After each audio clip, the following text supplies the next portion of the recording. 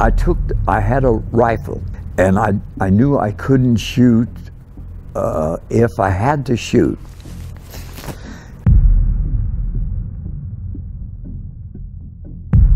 I was an excellent shot.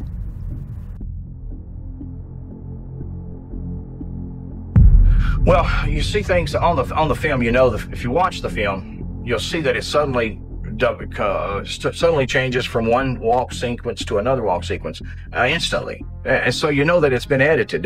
We don't know how much time was cut out of that film. We know that a 100-foot roll of film will last X number of minutes, and the film does not last that long. So we know some's been cut out. And then the big question is, why would film be cut out? Why not a continuous roll of film? Have you found, has anybody found any physical proof, anything at all, i.e. bullet casings, bones, anything to substantiate the claim of a mass grave or a Bigfoot massacre at Bluff Creek, anywhere reported or not? I found a bone. Roger Patterson and Bob Gimlin captured one of the most iconic pieces of footage in history in the Bluff Creek area of California.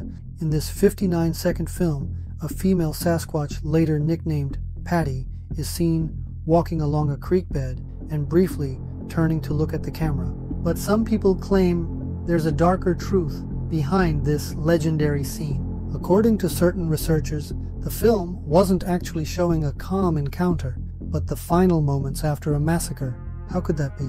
I'll examine this theory objectively, and at the end, I'll share my own opinion. So if you're ready, hit the like button and grab your coffee.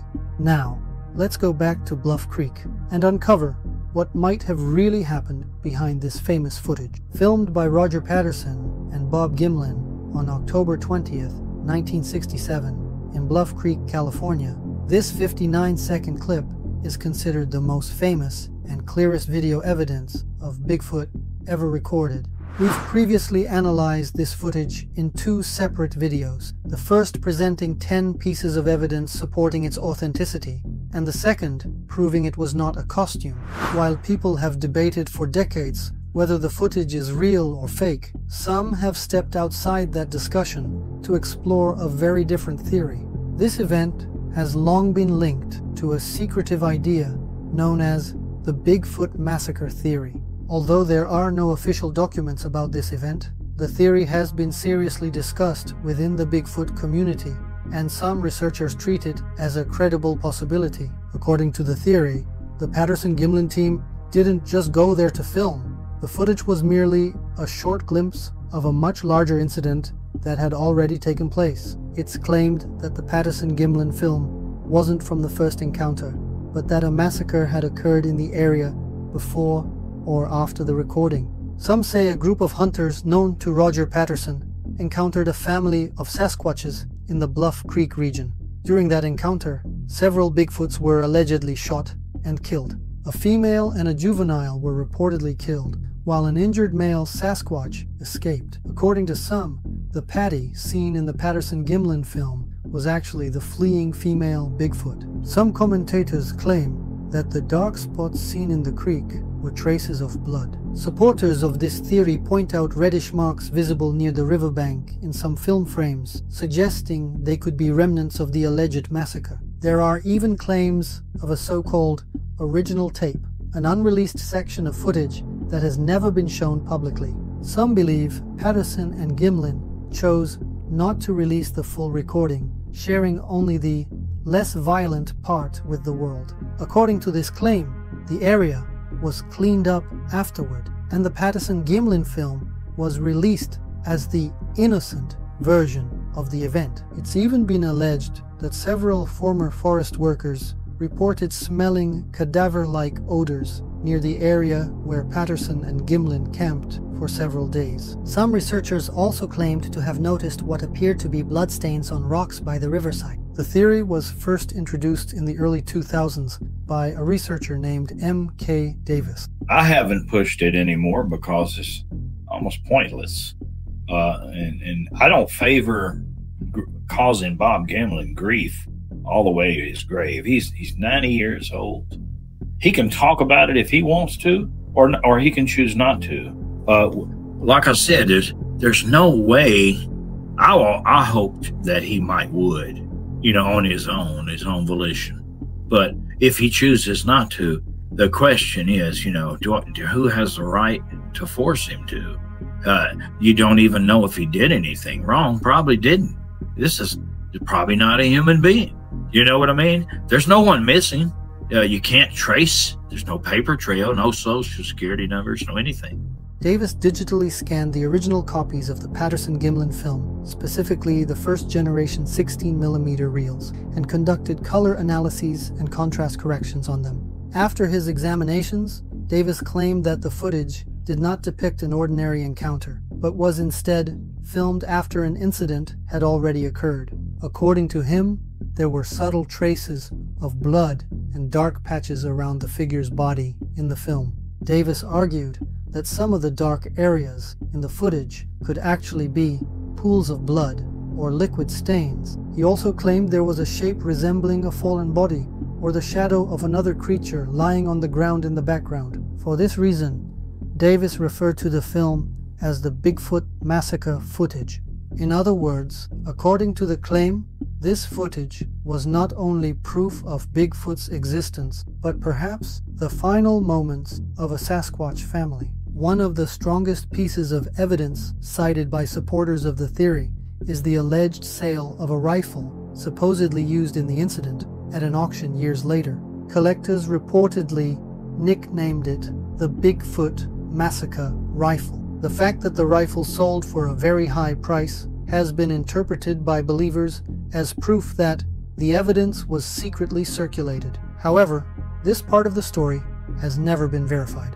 Well, Ivan Marks gave this rifle to this man and told him that this rifle had killed 6 Bigfoot in California. Okay, now Ivan Marks got this rifle from where? I don't know where Ivan Marks got it from. But who do we have on the tracking dog video with a gun hunting Bigfoot in California? Bob Gimlin, on the other hand, confirmed that he did have a rifle with him that day, but stated that it was only for self-protection, emphasizing that he never intended to shoot or harm the Bigfoot. I had a rifle, and I knew I couldn't shoot if I had to shoot, sitting on the horse jumping around. So I pulled the rifle out of the scabbard when I come down on the ground, and I never did raise it up to the shoulder or anything as long as it was walking away. And so there's been a lot of ridicule about, yeah, Bob had his rifle and all that, ready to shoot it. I wasn't ready to shoot it. I just wanted to make sure if I had to, I could get a shot. And so there's a big difference between that and me raising the rifle up to shoot at it. But a lot of folks don't quite understand that. I mean, they probably never realized my hunting ability. I hunted big game all the years before that. I shot a lot of elk and deer and bear, and I was an excellent shot. Supporters of the theory claim that the Bigfoot seen in the Patterson-Gimlin footage, Patty, moves like a frightened creature trying to flee from something. Her body language, they argue, resembles that of an animal leaving a scene of danger, not one calmly walking through the woods. Some researchers even interpret Patty's repeated glances backward as a sign that other individuals behind her may have been shot. However, in my view, Patty's movement appears quite the opposite, calm and controlled. That, to me, is one of the theory's weakest points. If Bigfoot truly exists, we know from eyewitness reports that it is described as protective and territorial, sometimes even aggressive when its family is threatened. So if a Bigfoot's family had really been harmed, its reaction would likely have been to attack, not to retreat. Moreover, hundreds of witness accounts describe Bigfoot as moving with extraordinary speed. Not really. It was a moonlit night, and it was moving very, very, very fast. And it was almost going through the trees, like it was just above the ground or something. It was like floating so fast, and very inhuman-like. And it was, I just tell you, it was on 2 legs, going very fast, and I could not see any details of its face. My daughter has seen them very well 3 times up there, but I did not get a good clear picture of its face.